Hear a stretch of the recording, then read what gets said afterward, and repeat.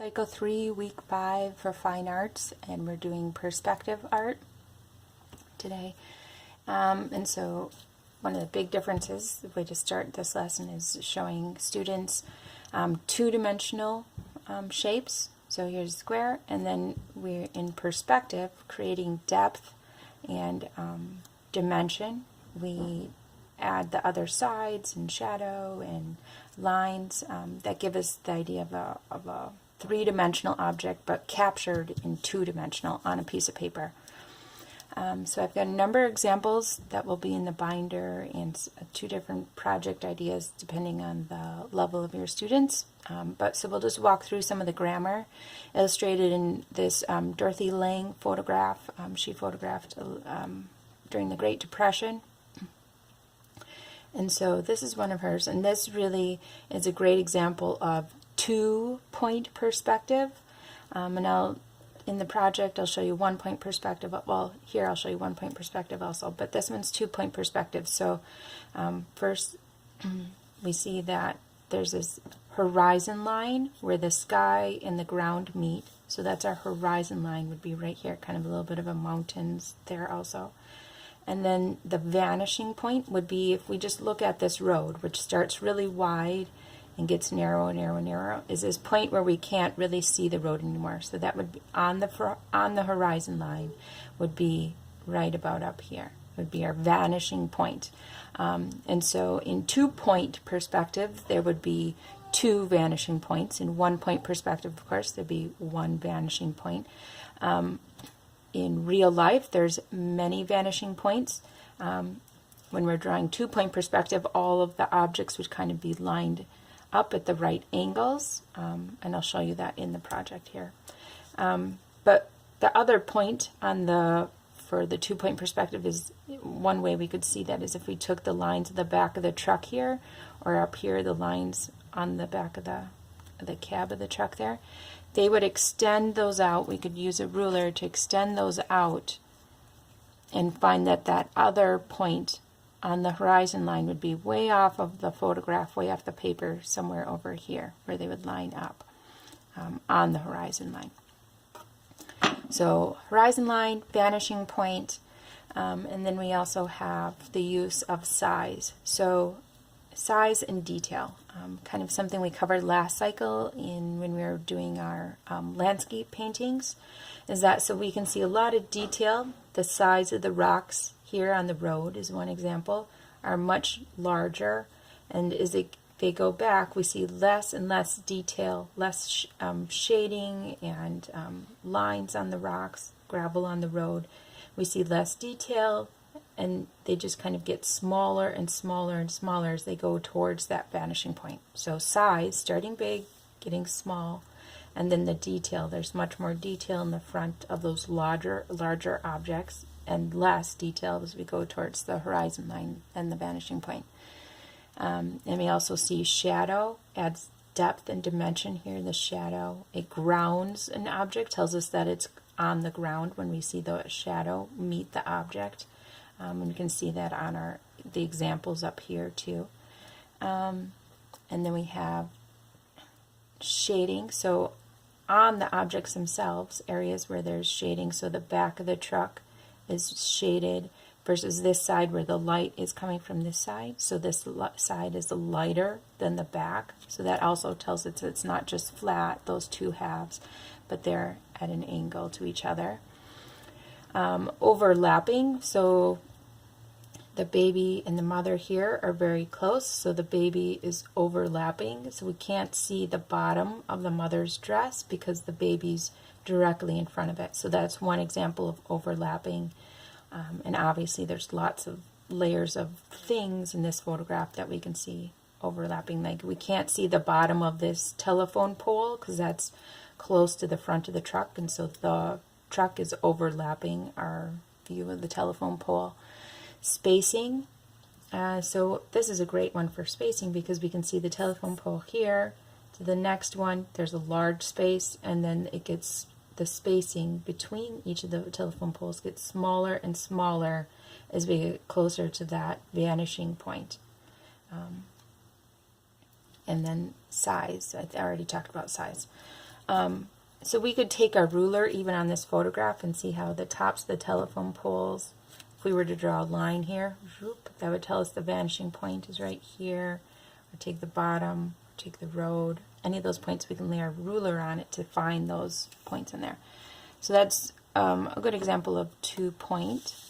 Here's a photograph by Ansel Adams, and we could see that while this would have more, the main focus of this photograph gives us, we can really see 1-point perspective. So that horizon line is where our eye line is, so that would be right about in here. And we could take these lines, so things on the left side would all point down towards it. So we could, even just looking at those doorways, would come in here. Actually more like this. Through there, and through there, and our horizon line would be in here. How they all kind of converge there.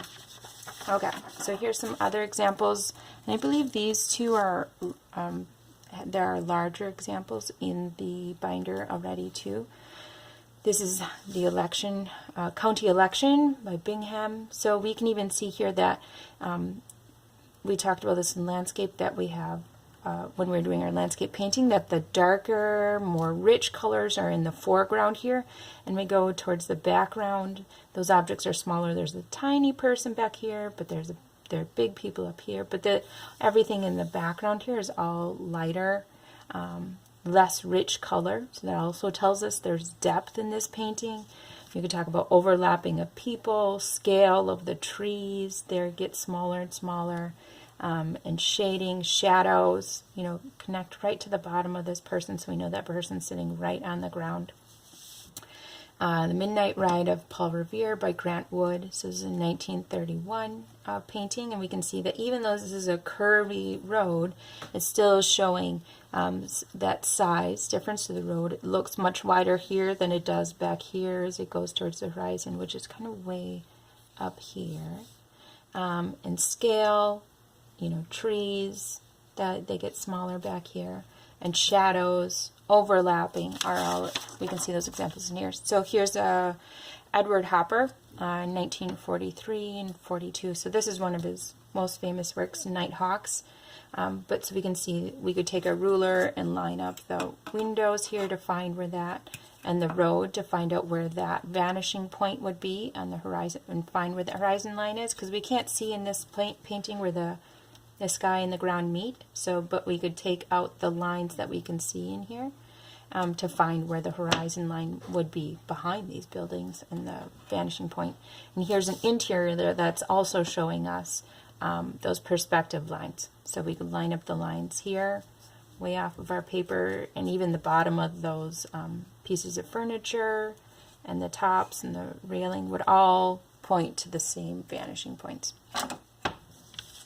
So, and they might, in paintings, I pictured these kind of paintings, and in the previous examples too, that the perspective is not perfect perspective, but intuitive perspective, so that once we, as artists, get that a handle on how the perspective should be, that scaling, that size, those angles, that you wouldn't have to necessarily use a ruler and have everything perfectly line up, but that generally we kind of just more of that eyeballing it. And then this is another fun artist, is M.C. Escher, and how he uses, these perspective lines. So our viewpoint is coming down, so like we would be up in a helicopter or something looking down at this one. And those lines would line up way out here. But that he uses some of those techniques of shading and shadow to slightly skew so that they become an illusion of whether or not these stairs are going up or down. He's also the artist that we may have used the example of last time of positive and negative space, where he uses tessellations a lot to trick our eyes of seeing, like the birds turning into fish was one of the examples. Of using all those techniques of shading and spacing, overlapping. Here's an architectural drawing, and then the photograph of the actual building. we can see, so this is a much more technical drawing where they would be using rulers and those perspective rules to get things very precise looking. So, and this is Frank Lloyd Wright, Falling Water, but we can see how the drawing and the actual building line up, how you would get that. And then this is from Louis Sullivan. He and Adler designed one of the first skyscrapers in the world, and this is 1891, and I believe this building is in St. Louis.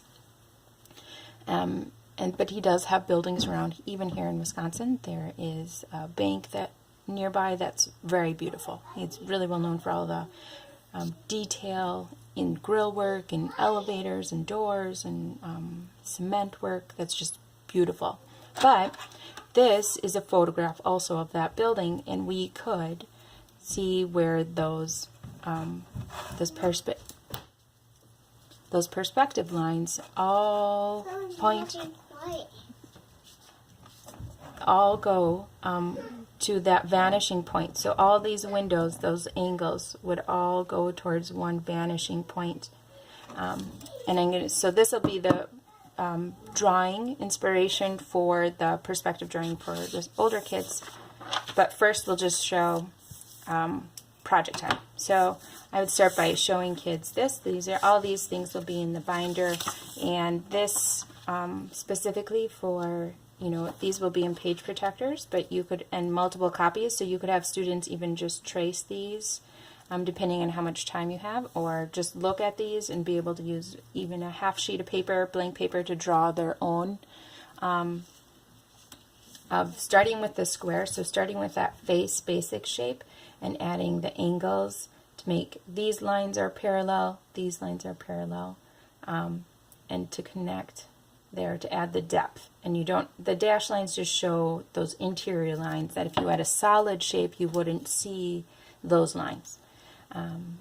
So cylinders, these lines are parallel, these are the same shape, so these, and then to draw a sphere, of adding curved lines in there. You can get the idea of that. And shading, we are not going to talk about necessarily shading in this one, but if students remembered talking about shading last cycle, you could add that. So the darkest side, if their light source is coming here, and the medium shading there, as an example. And then there's also this sheet which has lots of different shapes to try adding dimension to. Okay, so for younger kids, so the youngest class, I find it easiest to just kind of make it as straightforward as possible with them, because we are introducing using rulers to draw and lots of shapes in there. So this will be a challenge for the youngest students. So I start with the ABCs, a square, and I already have it pre-folded across there so that I have an X that they can line up their rulers on to make that part easier.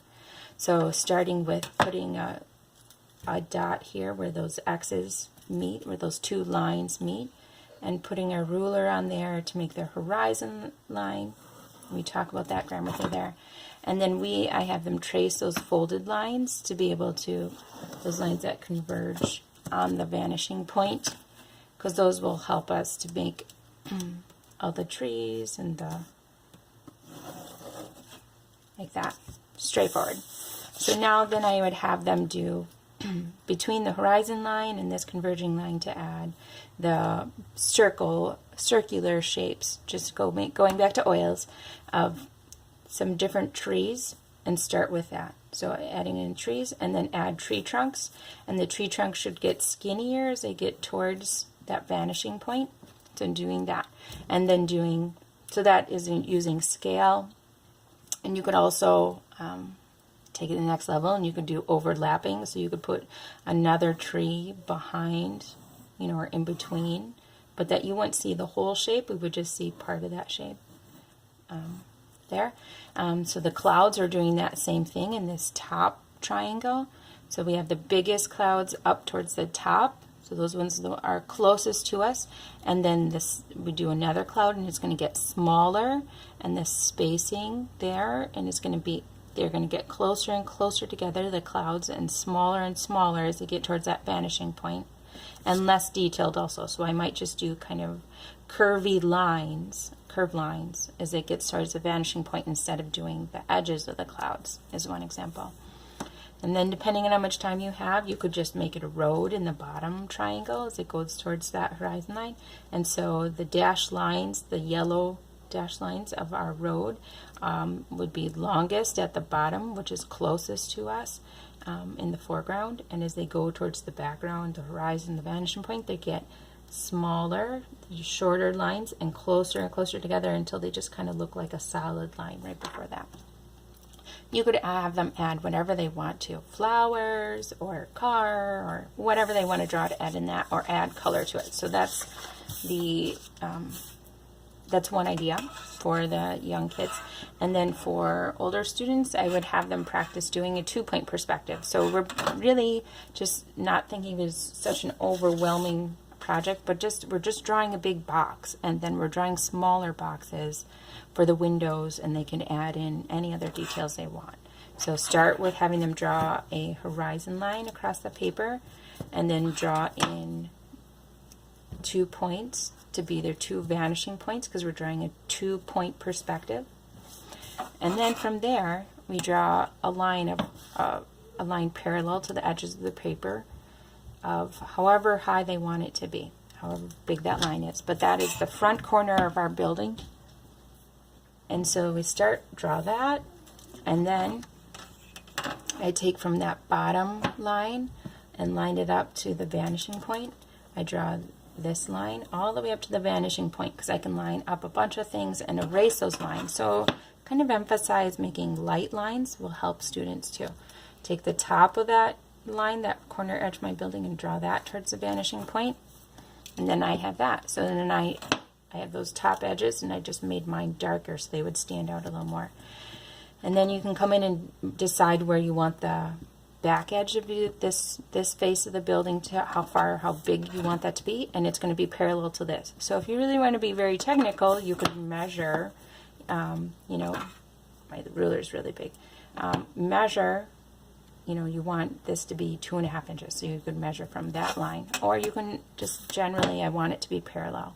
And so it should be within this line I drew to the vanishing point. It starts there and it stops down here, also on that other line going towards the vanishing point, and that makes that face. Then I would go and I would come over to this side, and I would draw my lines to this vanishing point from the 2 front edges of the building. Do that, and do this other side now too, also parallel. Okay, and draw that within those lines. Alright, so then I have those dark areas. Okay, now to draw windows inside of there, I start with, if you're drawing a bunch of windows, so you see, remind them of scale, so it's getting smaller. These windows are smaller and closer together as they go towards that vanishing point. But all my lines here, all these edges of the windows are all parallel to each other, but the top and the bottom are all going to go towards this vanishing point. So I start by drawing some parallel lines in here. And then I go in and put in the tops, line it up there, and put in the top of the window, and then slide it down. And you could do, if you drew a bunch of your parallel lines here, you could do all the tops of those windows all at the same time. And then move your ruler down to be the bottom edge of those windows. Do all those bottom edges. You can do them individually too, but it's just a lot more of moving your ruler around. And keep going down until you draw as many. So you can see how I left my parallel lines here, and you just go back and then you erase those lines in between. Alright, so it's another example. I drew in a sidewalk here. Is another detail you could do, and a road. But so I have those 2-point perspectives, so I can do those lines. I would start by drawing a line here, then do the line for the other side of the sidewalk. And then for this, these lines are going to go towards this vanishing point. So I have that line, and now for my next line in my sidewalk, that goes towards the vanishing point. So I just kind of hold down the edge of the ruler on this vanishing point and just rotate it. and they need to get smaller. Those lines get closer together as they get actually closer to that vanishing point. Okay, you see how those line up. You can have them draw trees. So I put in a line for myself from this vanishing point, and then I know that the tops of my trees, to really emphasize that perspective, all will follow that line, and they're going to get closer together as they get there. And more, you could have, it's all time, but you could do more detail. You could add in little leaves and branches. Road again, where those lines in the middle of the road get smaller and smaller and smaller and closer together as they get towards that vanishing point. Did clouds here. But so start there, and you could do windows on other sides, all depending on what they want to do, or add in details. You could erase some of these converging lines and add more details in the background or scenery, whatever you'd like to do. Here's just another building. So 2-point perspective, and we're keeping it just 2 points and not rotating a building to add in a different 2 points for the vanishing point. So the planes of these buildings both are parallel to each other. So this side is parallel to this one because they're going towards the same vanishing point. But I just drew in here, and I didn't erase all the lines in between, just as an example. Just like this has an awning out on top of it, and what that is just another box. And so those lines also line up with the vanishing point. Those edges here and the edges there. But I'm not sure you would necessarily have time to get to in another building, and even if you wanted them to put lettering on the front of their building, I would draw lines to draw lines that their lettering would fit inside of. So because that would also follow perspective, so if you did that, so it'd stay on that angle too. And that's pretty much it. So there'll be examples. I have 2 example sheets to demonstrate just talking through, and then also if they want to work on this project or something else. And that is Cycle 3, Week 5.